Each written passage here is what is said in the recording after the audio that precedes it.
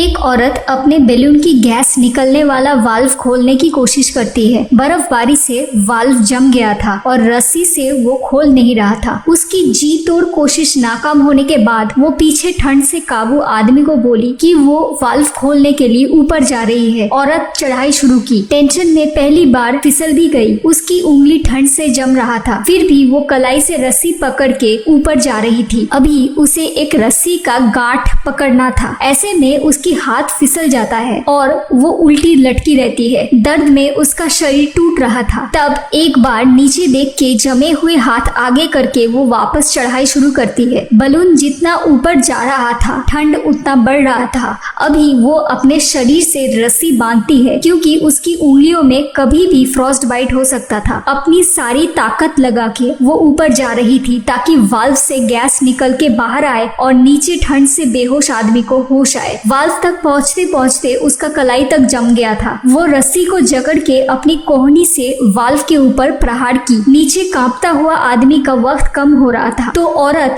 Balloon के ऊपर खड़ी होके अपनी बूट से वाल्व के ऊपर वापस मारना शुरू की। अभी गैस तो बाहर आ रहा था पर वाल्व को और अच्छी तरह खोलने की कोशिश में वो चाकू से मारना शुरू की और तभी वो बेहोश हो गई। छत पे बेहोश औरत और बास्केट में आधा जिंदा आदमी को लेके बलून धीरे धीरे 36,000 फीट से नीचे जाना शुरू किया। अभी बलून के छत से सरकते हुए औरत गिर रही थी। गिरते गिरते उसे होश आया और बीच आसमान में वो फिर से लटकने लगी। उसने फिर से शरीर को सीधा किया और जोर से आदमी को पुकारना शुरू किया पर आदमी बेहोश था। बीच आसमान में जमी उंगली से रस्सी जकड़ के पैर मारते मारते वो बास्केट तक पहुंच गई और अपनी पूरी ताकत लगा के बलून के अंदर आ गई। आदमी ने आंखें खोला और दोनों ठंड से बच गए क्योंकि तब तक बलून काफी नीचे जा चुका था।